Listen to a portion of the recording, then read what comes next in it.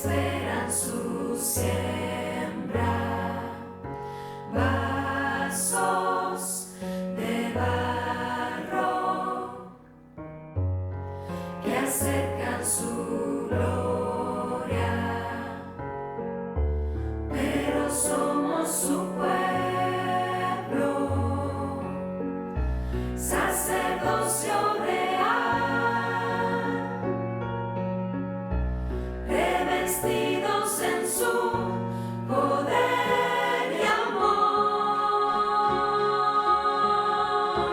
y el pueblo que conoce a su Dios se esforzará y actuará, y de su paz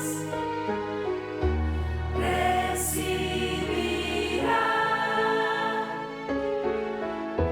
su bendición.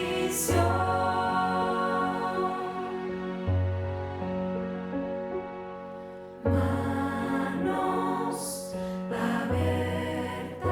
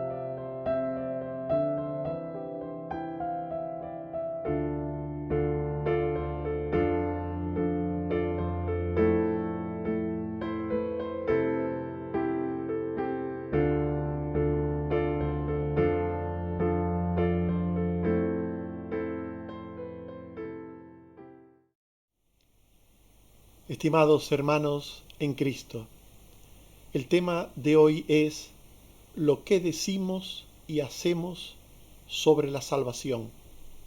En Mateo 9 hay una historia en la que Jesús sana a un hombre paralítico y poco después le perdona sus pecados. Los fariseos aprovechan la ocasión para acusar a Jesús de blasfemia. Ante esto, Jesús les propone una situación posible que le pondría en evidencia si no había dicho la verdad. Les pregunta si es más fácil hablar que hacer, si tiene más valor las cosas que decimos o las cosas que hacemos. De lo sucedido aprendemos una lección para nosotros sobre la importancia de los dichos y de los hechos. Hablemos en primer lugar de lo que decimos con nuestras bocas y de la salvación a la que aspiramos. Lo que decimos con la boca no garantiza que tengamos la salvación de Dios, porque podemos afirmar errores sobre Dios y sobre sus cosas que nos dejan fuera de la salvación. En Apocalipsis 3:15 al 17 se dice: yo conozco tus obras, que ni eres frío ni caliente. Por cuanto eres tibio, te vomitaré de mi boca. Porque tú dices: yo soy rico y me he enriquecido, y de ninguna cosa tengo necesidad, y no sabes que tú eres un desventurado, miserable, pobre, ciego y desnudo. Por tanto, este es un ejemplo de lo que hemos afirmado. Aquí, esta iglesia del libro de Apocalipsis es una iglesia en la que hay una afirmación errónea sobre la condición en la que se encontraban aquellos hombres, aquellas mujeres, y esa afirmación errónea es rechazada por Dios. Tú dices, yo soy rico, dice el texto, no tengo necesidad de nada, y no sabes que eres desventurado, miserable, pobre, ciego y desnudo. Por tanto, el problema de los dichos es que pueden no coincidir con los de Dios, que lo que alguien cree, piensa y dice puede ser distinto a lo que diría Dios. Podemos también negar con nuestras vidas, con nuestros hechos, lo que decimos con nuestras bocas y ser hallados mentirosos. En 1 de Juan 1:6 y 2 al 4 se nos dice: si decimos que tenemos comunión con Él y andamos en tinieblas, mentimos y no practicamos la verdad. El que dice yo le conozco y no guarda sus mandamientos, el tal es mentiroso y la verdad no está en él. En este texto leído hay dos afirmaciones, dos cosas que pueden decir las personas. La primera, que tenemos comunión con Él. Alguien puede creer que tiene comunión con Dios. Y la segunda, yo le conozco. Alguien puede creer que tiene comunión con Dios y conoce a Dios. Pero el texto continúa diciendo, y andamos en tinieblas, o no guarda sus mandamientos. Por tanto, se está hablando de personas cuyos dichos son distintos a sus hechos. Estas personas de las que habla aquí en 1 de Juan están negando con sus hechos sus dichos. Están negando con sus vidas sus palabras. Están diciendo una cosa y son otra muy distinta. Están afirmando ser creyentes, conocer a Dios, tener comunión con Dios, pero por otro lado andan en tinieblas y no guardan los mandamientos de Dios. Dice el texto al final que tales personas son mentirosos. Delante de Dios son mentirosos. También una persona puede sentirse muy vinculada al Señor, muy vinculada porque dice muchas cosas, hace también muchas cosas, juntamente a ese decir, hace muchas cosas, pero en realidad puede estar alejada de Dios. En Apocalipsis 2:2 al 5, el Señor habla, yo conozco tus obras, y que has probado a los que se dicen ser apóstoles y no lo son, y los has hallado mentirosos, y has sufrido, y has trabajado arduamente por amor de mi nombre, y no has desmayado. Pero tengo contra ti que has dejado tu primer amor. Arrepiéntete. En este caso, se nos habla de personas que dicen ser apóstoles y no lo son. Fueron examinados y probados por los creyentes de Éfeso y no eran apóstoles. No lo eran. Ellos decían serlo, pero no lo eran. Pero también se nos habla de los mismos efesios, estos creyentes. Y se nos dice que habían trabajado mucho, durante mucho tiempo, por el Señor, por su causa, pero ahora habían dejado el primer amor. Es decir, habían tenido dichos y hechos que habían dejado de ser, que se habían desvanecido con el tiempo. Por tanto, los dichos y también los hechos, pero en este caso los dichos, que se desvanecen con el tiempo, no llevan a ninguna parte. Una persona puede creer que tiene unos vínculos con el Señor y esos vínculos, pues, no existir ante Dios. Por tanto, de todos estos textos que hemos visto, encontramos que los dichos, lo que decimos con la boca, no garantiza que una persona tenga la salvación.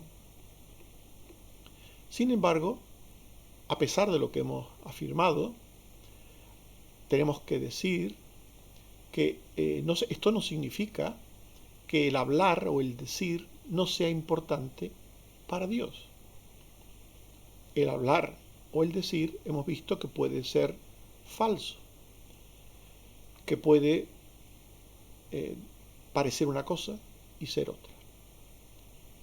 Pero dejando eso ahora de lado, que lo que decimos puede ser falso, para Dios es importante lo que decimos.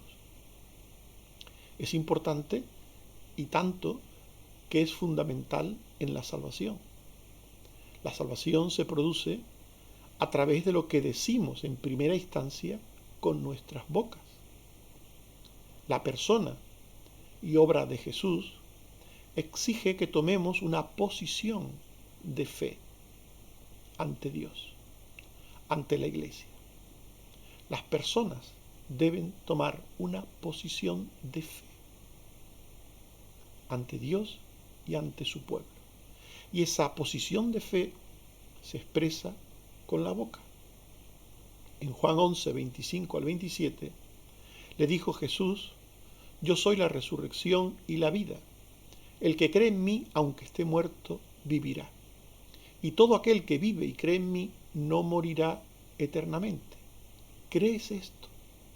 Le dijo: sí, Señor, yo he creído que tú eres el Cristo, el Hijo de Dios, que has venido al mundo. Aquí encontramos cómo Jesús le pide a Marta, después lo haría también con María, pero le pide a Marta que se posicione con respecto a él y a su obra. ¿Crees esto? Yo soy la resurrección y la vida.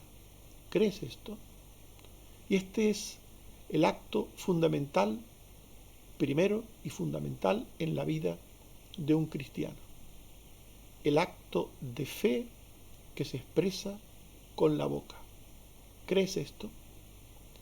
Lo que creemos en el corazón sobre Jesús, sobre su obra en la cruz, sobre la salvación, sobre la vida eterna, todo lo que creemos sobre Jesús, se cree primeramente en el corazón. La fe es primero algo interior en una persona. Romanos 10, 8 al 10. Esta es la palabra de fe que predicamos, que si confesares con tu boca que Jesús es el Señor, y creyeres en tu corazón que Dios le levantó de los muertos, serás salvo. Porque con el corazón se cree para justicia, pero con la boca se confiesa para salvación. Este texto nos está hablando de que la fe, en primer lugar, es un acto interior del corazón. Se cree primero en el corazón, en lo íntimo. Una persona allí entiende su condición de pecado, que Jesucristo es el Salvador, se arrepiente. Todo eso sucede primero en el interior del corazón, en lo íntimo de nuestra mente, de nuestros sentimientos. Pero aquello que se produce en lo íntimo debe expresarse públicamente. Con la boca se confiesa para salvación. Debe, por tanto, aquello que está dentro salir hacia afuera. Y es tan importante la confesión de fe, la profesión pública de fe, es tan importante que sin ella, según la Biblia, no somos salvos. Mateo 10, 32 al 33. A cualquiera pues que me confiese delante de los hombres, yo también le confesaré delante de mi Padre que está en los cielos. Y a cualquiera que me niegue delante de los hombres, yo también le negaré delante de mi Padre que está en los cielos. Por tanto, las palabras tienen un valor para Dios. Hemos dicho al principio que las palabras pueden ser falsas, pueden ser palabras que lleven implícito el error, que lleven falsedad, engaño, pero partiendo de que eso es posible en algunas personas, se da el caso, tristemente, de que sus palabras son falsas, los verdaderos creyentes, los que de verdad se salvan, también deben emplear a través de la palabra un camino de expresión para su fe. Así como los que no son nada hablan de Cristo y no son nada, y por eso no van a ser salvos, los que de verdad son creyentes deben recurrir a las palabras para decir que sí creen en Cristo, que sí son de Cristo, que sí han recibido a Cristo. ¿Crees esto?, le preguntó Jesús a Marta. ¿Crees esto que te acabo de decir? Yo soy la resurrección y la vida. ¿Crees esto?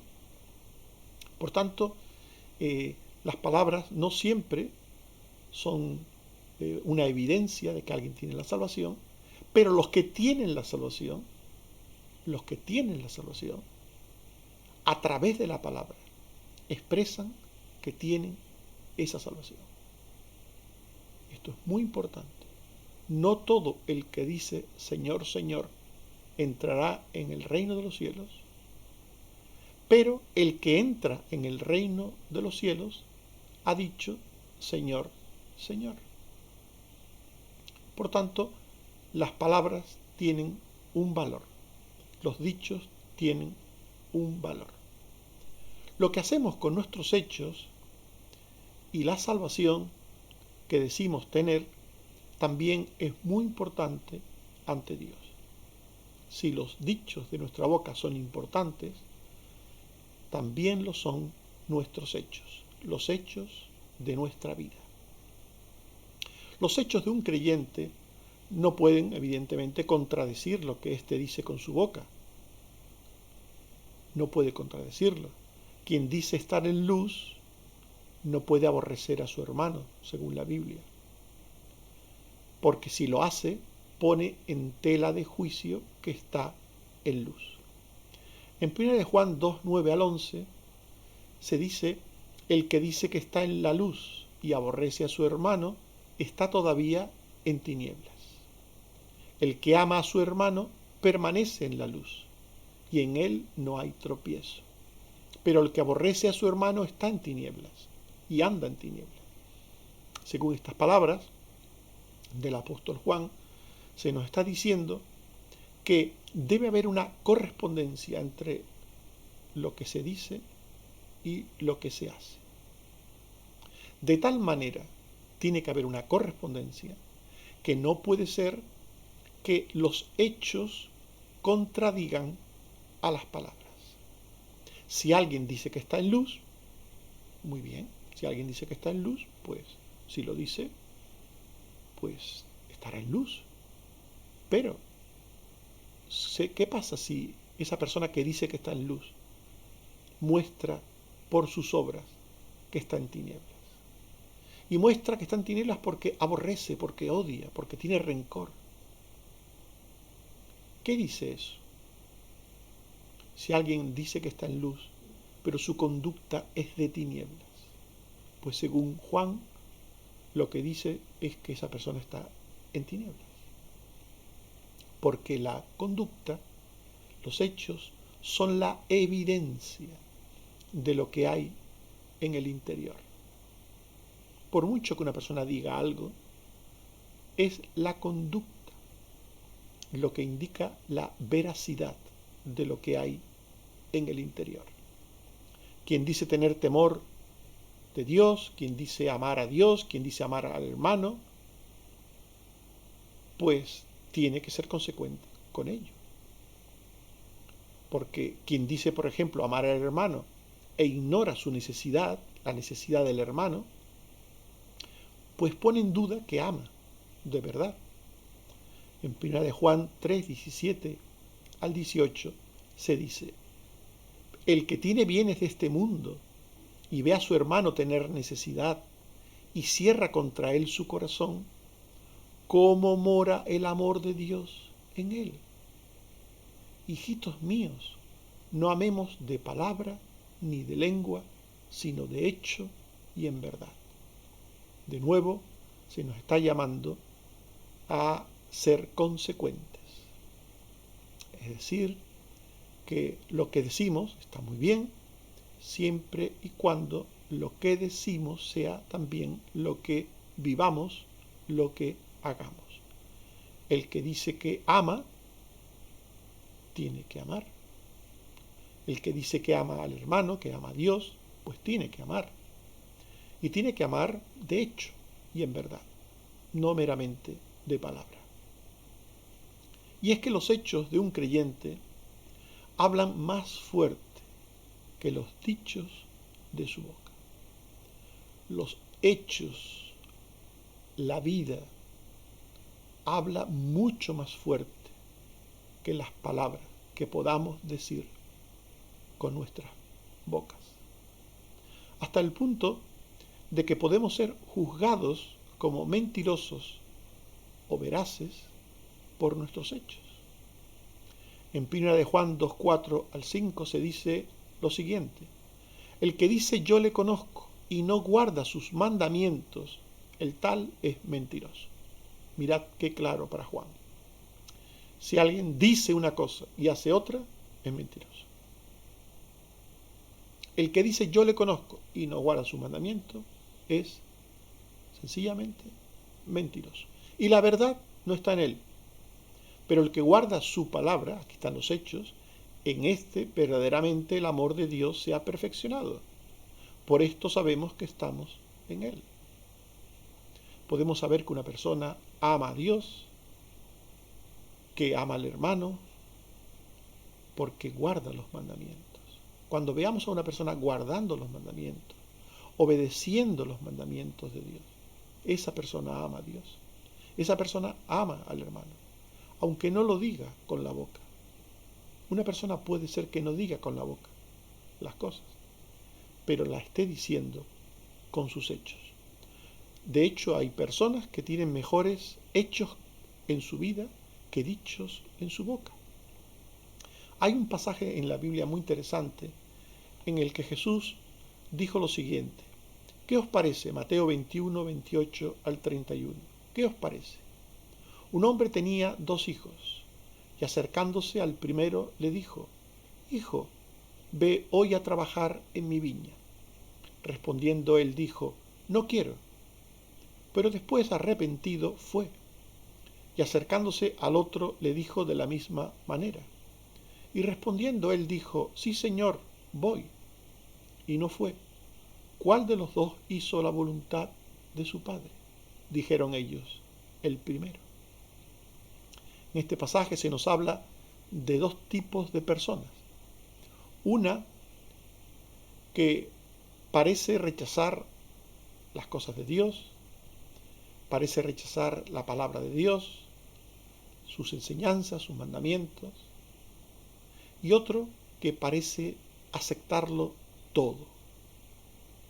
Uno parece rechazarlo y otro parece aceptarlo todo. Pero el que parece rechazarlo, después va y obedece y hace la voluntad de Dios. Y el que parece aceptarlo, no obedece y no hace la voluntad de Dios.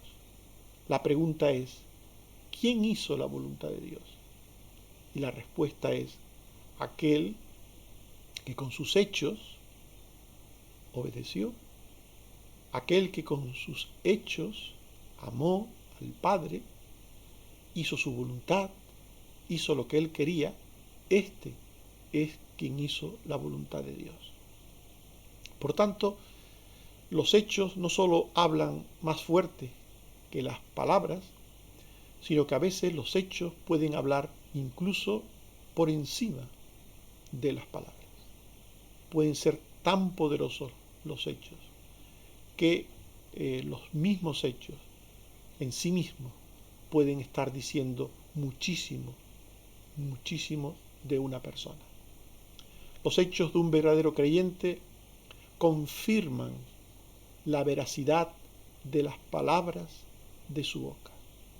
Nuestras vidas confirman lo que decimos creer, lo que pensamos, lo que decimos cuando testificamos, son nuestros hechos los que confirman nuestras creencias, nuestros pensamientos y nuestros testimonios. Jesús avaló con sus hechos sus asombrosas palabras. Jesús había dicho que tenía autoridad para perdonar los pecados. Él lo había dicho. En Mateo 9, 2 al 3 sucedió que le trajeron un paralítico tendido sobre una cama, y al ver Jesús la fe de ellos, dijo al paralítico: ten ánimo, hijo, tus pecados te son perdonados. Jesús perdonó al paralítico, le perdonó sus pecados. Y los fariseos, al verlo, al oírlo y verlo, dice el texto, que entonces algunos de los escribas decían dentro de sí: este blasfema, este blasfema. Los fariseos y los escribas cuestionaron a Jesús. Cuestionaron las palabras de Jesús. Cuando Jesús dijo: tus pecados son perdonados. Esas palabras fueron cuestionadas, fueron puestas en duda. Pero Jesús confirmó sus palabras con sus hechos.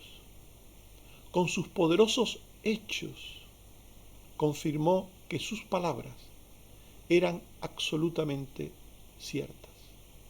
En Mateo 9, 5 al 7, Jesús les dijo que es más fácil decir: los pecados te son perdonados, o decir: levántate y anda. Pues para que sepáis que el Hijo del Hombre tiene potestad en la tierra para perdonar pecados, dice entonces al paralítico: toma tu cama y vete a tu casa. Entonces él se levantó y se fue a su casa. Por tanto, Jesús confirmó lo que había dicho con sus palabras, confirmó que podía perdonar pecados cuando obró aquel milagro portentoso en la vida del paralítico, cuando le dio sanidad. El que dice debe demostrar lo que dice con sus hechos. El que dice ser de Dios debe demostrar que es de Dios con sus hechos. Los frutos son el carácter que determina el tipo de hechos de un creyente. En Mateo 7, 16 al 18 y 20 se nos dice: por sus frutos los conoceréis. Así todo buen árbol da buenos frutos, pero el árbol malo da frutos malos.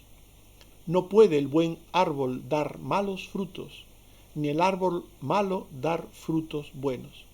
Así que por sus frutos los conoceréis. Los frutos.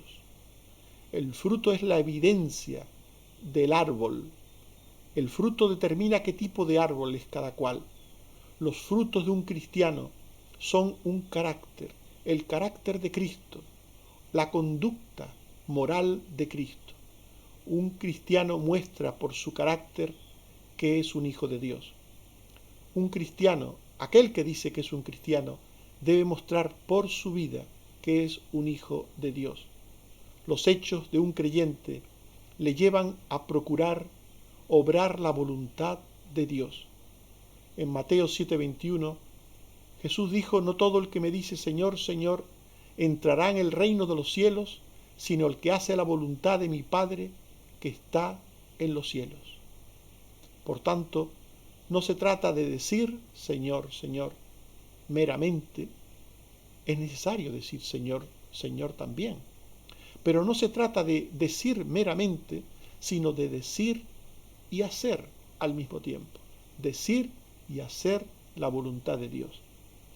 Dice el Salmo 143, versículo 10: enséñame a hacer tu voluntad, pues tú eres mi Dios. Tu buen espíritu me guíe a tierra de rectitud. Esto es un ejemplo de lo que venimos afirmando. Aquí el salmista habla, dice, y el salmista también hace. tú eres mi Dios, afirma, tú eres mi Dios. Y dice también, enséñame a hacer tu voluntad. Porque tú eres mi Dios, enséñame a hacer tu voluntad. Hermanos y amigos, lo que decimos y hacemos sobre la salvación, de esto hemos hablado.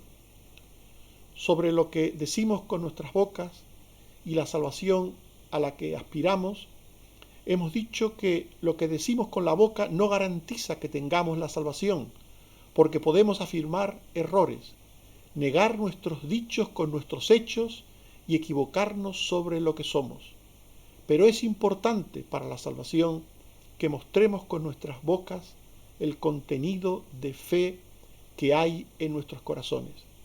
Sin profesión pública de fe, no somos salvos.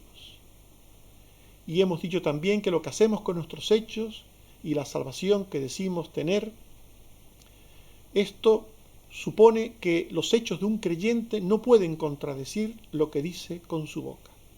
Los hechos de un creyente hablan más fuerte que los dichos de su boca, hasta el punto de que podemos ser juzgados como mentirosos o veraces por ellos. Los hechos de un verdadero creyente confirman la veracidad de las palabras de su boca. El que dice ser de Dios debe mostrar que es de Dios con sus hechos.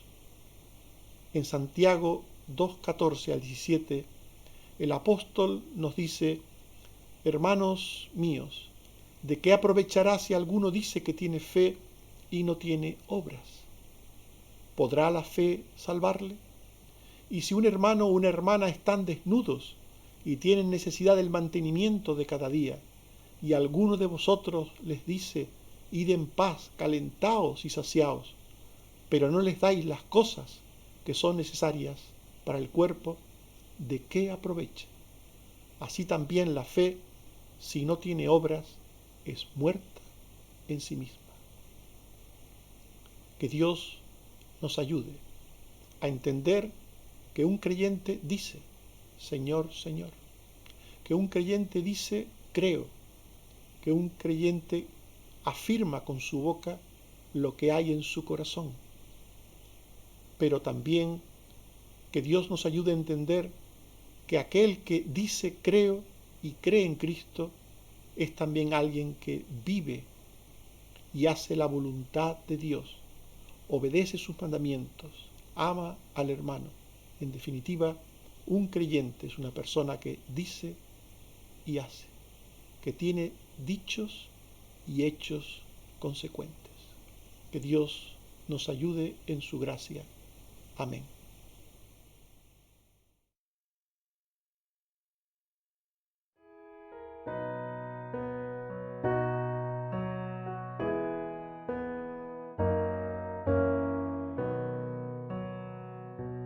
Uno hay que tomó mi lugar en la cruz, aunque indigno yo fui de su amor, anhelando mi negro pecado borrar, ese cáliz de muerte bebió.